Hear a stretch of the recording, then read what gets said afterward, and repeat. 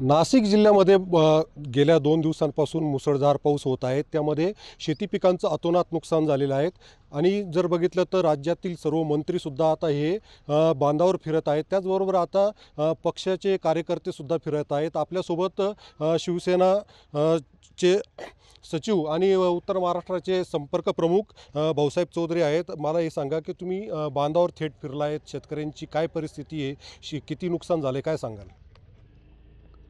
खरं तर या अतिवृष्टीमुळे नाशिक जिल्ह्यातील हा चांदवड हा जो पूर्वपट्टा आहे, ह्या पट्ट्यामुळे प्रचंड असं शेतकऱ्यांचं नुकसान झालं आहे। कालसुद्धा मी चांदवडमधली तिकडे वरखेडे असेल, आज हे वडबेरे आहे, ह्या ठिकाणी शेतकऱ्यांच्या बांधावर जाऊन पाहतो आहे का बाजरीचे उभं पिकं जे सोंगून ठेवलेले ते पिकं खाली सडलेली आहे। कांद्याचं लावलेलं जे रोप आहे ते पूर्ण सडलेलं, प्रचंड असं शेतकऱ्यांचं नुकसान आहे।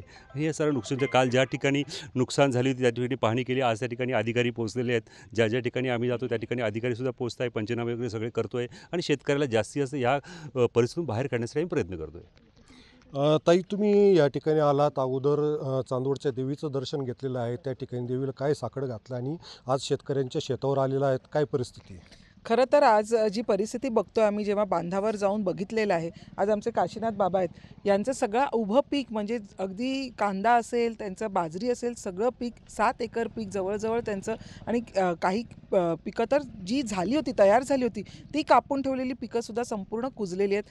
मला वाटतं ह्यांचं प्रचंड नुकसान झालेलं आहे। त्यांच्या डोळ्यातले अश्रू अजून थांबत नाही आहेत आणि हे अश्रू पुसायलाच आज शिवसेना पक्षातले सर्व पदाधिकारी आम्ही इथे आलेलो आहोत। माननीय एकनाथ शिंदे साहेबांच्या आदेशाने आलेलो आहोत। त्यांना जी मदत लागेल ती मदत करण्यासाठी आम्ही आलो। प्रशासन त्याचं काम करणारच आहे, परंतु पक्ष म्हणून आमचीही जबाबदारी आहे आणि ही जबाबदारी ओळखून आज आमचे नाशिक जिल्ह्यातले सर्व पदाधिकारी इथे उपस्थित आहेत। त्यांना जी मदत लागेल त्यांचं आम्ही नावं नोंदवून घेतो आणि त्यांची मदत ही त्यांना लगेच संध्याकाळी पोचली जाईल। आणि आम्ही रेणुका देवीच्या चरणी हीच प्रार्थना केलेली आहे की आमचा बळीराजा हा सुखी राहू दे आणि त्याच्यावर आलेलं संकट हे लवकरात लवकर दूर होऊ दे।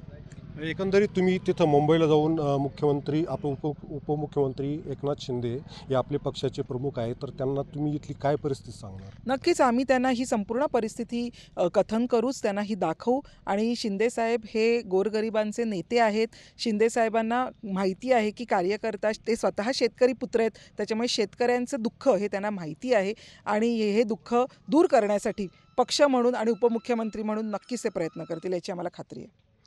बाबा, या ठिकाणी तुमचं काय कोणकोणत्या पिकाचं नुकसान झालेलं आहे, काय सांगाल? कांद्याचं, बाजरी पीक, बाकीचं पीक सोयाबीन आहे थोडीशी। किती खर्च केला होता तुम्ही त्यासाठी? आता ही बाजरी सोंगायला मला 7-8 हजार रुपये लागले। कांद्याची लावून 300 रुपये रोजाची मजुरी। मग आता हे पीक येणार का, काय नेमकं काय परिस्थिती? आता काय ते चढलं ते। आजोबा रडू नका आहोत आम्ही आहोत। एकंदरीत पाहता हे संपूर्ण शेती पीक जे आहे तर ते संपूर्ण या ठिकाणी या पाण्यामध्ये सडलेलं आहेत, खराब झालेलं आहेत। त्याच्यामुळे कुठंतरी आता या बाबांच्या डोळ्यामध्ये सुद्धा या ठिकाणी अश्रू आलेले आहेत। त्याच्यामुळे शासनाने भरघोस मदत करावी अशी मागणी जी आहे तर ती शेतकऱ्यांकडून केली जात आहे। उमेश पारीख, TV9 मराठी, चांदवड, नाशिक।